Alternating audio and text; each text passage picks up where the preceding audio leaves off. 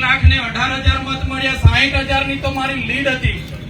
આટલો બધો જનતાનો પ્રેમ હોય, જનતા મારી પાસે કામ માંગે ત્યારે આ સરકારી મીટિંગમાં મેં કીધું હું ચૂંટાયેલો ધારાસભ્ય છું, મને પૂછ્યા વગર કઈ રીતના તમે વેપારીઓને કોન્ટ્રાક્ટરોને સભ્ય બનાવો.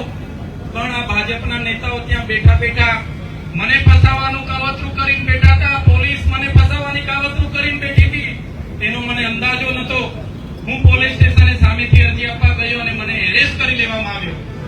એક વિપક્ષના ધારાસભ્ય તરીકે સંવિધાને અમને સત્તા અને પાવર આપ્યા છે, છતાં આ લોકોએ મને 2 વાગે એરેસ્ટ કરી લીધો અને એફઆઈઆર રાતે એમણે 307 જેવી ગંભીર કલમો લગાડીને અહીંના આઈપીએસ અધિકારીના ઈશારે મને જેલ હવાલે કરવામાં આવ્યો. વડોદરા સેન્ટ્રલ જેલમાં 80 દિવસ જેટલો સમય મેં કાઢ્યો. ત્યારે મને એટલું જ દુઃખ થયું કે મારો ડેડિયાપાડા, સાગબારા અને નર્મદા જિલ્લાના જે લોકો છે એ મારો પરિવાર છે. એ પરિવારના દુઃખના પ્રસંગોમાં હું હાજર નહીં રહી શક્યો, એ પરિવારના મેં સુખના પ્રસંગોમાં હાજર નહીં રહી શકું, એનું મને દુઃખ છે. પણ મિત્રો, આજે જ્યારે નામદાર હાઈકોર્ટે મને જામીન આપ્યા છે તો પૂરેપૂરો મને ન્યાય પ્રણાલિકા ઉપર ભરોસો છે. ભલે આજે મારા પર શરતો લાગુ પડી છે, પણ આવનારા દિવસોમાં નામદાર હાઈકોર્ટ હોય, નામદાર સુપ્રીમ કોર્ટ હોય, મારી સાથે ન્યાય કરશે. સાથીઓ, આ ભાજપના કેટલાક નેતાઓ, પોલીસના કેટલાક આઈપીએસ અધિકારીઓ વિપક્ષના અમારા જેવા ધારાસભ્યને દબાવવા માટે કોશિશ કરી રહ્યા છે, અમારો અવાજ દબાવવા માટે કોશિશ કરી રહ્યા છે. પણ આ ચૈતર વસાવા એકલા નથી, આ ચૈતર વસાવાનો એકલો અવાજ નથી, આ બંધારણે આપેલો અવાજ છે, સંવિધાને આપેલો અવાજ છે, અમારી જનતાનો અવાજ છે. તમારાથી ક્યારે દબાવવાનો નથી. પૂરી તાકાતથી અવાજ આવનારા દિવસોમાં મારી સાથે જે બન્યું છે સાથીઓ, જેલમાં બેસીને બસ મેં એક ચિંતા કરતો હતો, મારું મનોબળ નહીં તૂટી જવું જોઈએ. એ લોકો એમ કઈ પ્રકારે હેરાન કરીને પોતાના તરફ લઈ જવાની વાત કરે, હું ક્યારે મારા જનતાનો વિશ્વાસ અને ભરોસો નહીં તૂટવા દેમ. બસ આજે હું મારી પ્રકૃતિને, આજે હું મારા ઈષ્ટદેવને, મારા માતાજીને, મારા ભગવાનને હું પ્રાર્થના કરું છું. જે ગુજરાતના યુવાનોએ, જે ગુજરાતની મહિલાઓએ, ગુજરાતના વિદ્યાર્થીઓએ, ગુજરાતના કર્મચારીઓએ મારા પર વિશ્વાસ અને ભરોસો મૂક્યો છે, હે પ્રકૃતિ, હે ભગવાન, હે માતાજી, મને એટલી શક્તિ આપજો કે એ લોકોના ન્યાય હું કરી શકું. જ્યાં પણ મારા લોકો સાથે અન્યાય થશે, જ્યાં પણ મારા લોકો સાથે અન્યાય થશે, હે પ્રકૃતિ, મને એટલી શક્તિ આપજે કે અમારા લોકોના અન્યાય સામે લડવાની મને પૂરેપૂરી શક્તિ આપે. એ જ આજે હું પ્રાર્થના કરું છું. મારા આ કપરા સમય દરમિયાન મારા અને મારા પરિવાર સાથે આવનારા આમ આદમી પાર્ટીના માન્ય અરવિંદ કેજરીવાલજી, ભગવત માનજી, પ્રદેશ પ્રમુખ અમારા ઈસુદાનજી, ગોપાલજી, મનોજજી, અમારા વિસ્તારના તમામ આગેવાનો, રાજકીય તમામ આગેવાનો સાથે કેટલાક સાથી, કોંગ્રેસ પક્ષના પણ કેટલાક સાથી આગેવાનોએ સહકાર આપ્યો, સામાજિક ધર્મગુરુઓએ, કેટલાક મોભી મંડળોએ, બધાએ મારા પ્રત્યે જે પ્રેમ દાખવ્યો છે, લાગણી દાખવી છે. બધા જ પોલીસ અધિકારીઓ સરકાર અને ભાજપના એજન્ટ નથી હોતા. કેટલાક પોલીસ અધિકારીઓ પોતાની પ્રતિષ્ઠા, ઈમાનદારી, સુરક્ષા, સલામતીનું પણ કામ કરે છે. એવા લોકોએ પણ આમાં મને સહકાર આપ્યો છે. જે પણ આ કપરા સમયમાં મને સહકાર આપ્યો છે, એ તમામ લોકોનો હું આભાર માનીને મારી વાણીને વિરામ આપું છું. બધાનો ખૂબ ખૂબ આભાર. આજના પ્રસંગે હું થોડો ઘણો વ્યથિત હતો.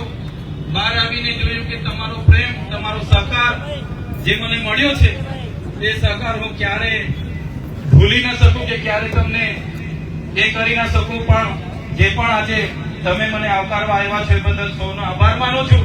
હું તો એક નાનો માણસ છું, નાના પરિવારમાંથી આવું છું.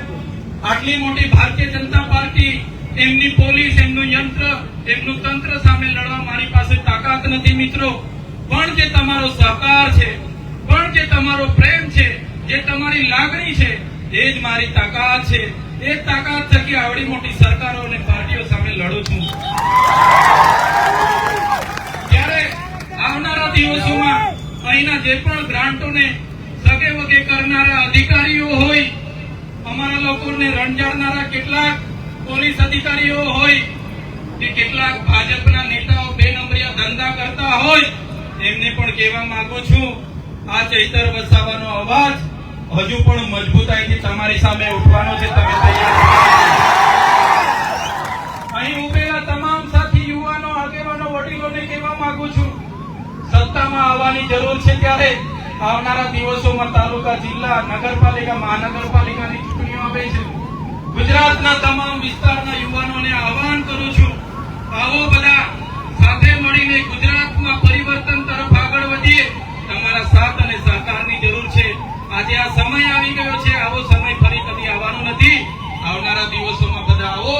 આજે ભરતી મેળો 9000 સીટો પર લડવા માટે જવાનો છે. એમાં ભરતી થાવ અને બધા લડો અને જીતીને વહીવટમાં સત્તામાં આહવાન કરું છું.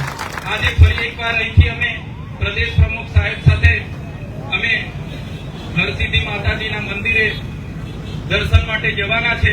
ત્યારે બધા જ આગેવાનો, માતા બહેનો જે પણ અહીંયા આવ્યા છે, પોતપોતાના ઘરે શાંતિથી પહોંચી જજો.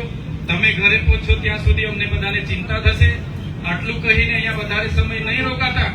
જાહેર માર્ગ હોય, ટ્રાફિકની સમસ્યા અડચણરૂપ ના બને એ પ્રકારે બધા અહીંથી પોતપોતાના ઘરે પહોંચી જજો.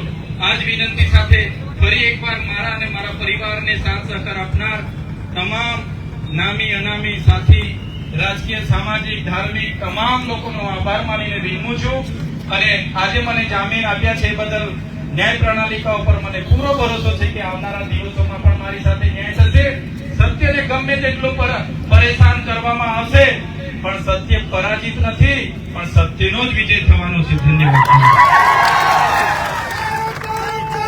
તો મિત્રો, એક છેલ્લો આશ્વાસન આપીને વાત પૂરી કરીશું. ચેતરભાઈ તમારા અને મારા માટે જેલમાં જાય છે.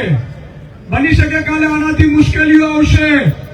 તમારે અડીખમ ઊભું રહેવાનું છે. બરોબર છે કે નહીં? અને હું ખાતરી આપું છું, જે ભાજપના નેતાઓ કે જે અધિકારીઓએ ચેતરભાઈને જેલમાં નાખ્યા છે, એમને એમના પરિવારથી અલગ રાખ્યા છે. અંબાજીથી લઈને ઉમરગામ સુધીના આદિવાસી સમાજના અવાજને દબાવ્યો છે. 2027માં સરકાર બનતાની સાથે વ્યાજ સાથે વસૂલાત કરીશું.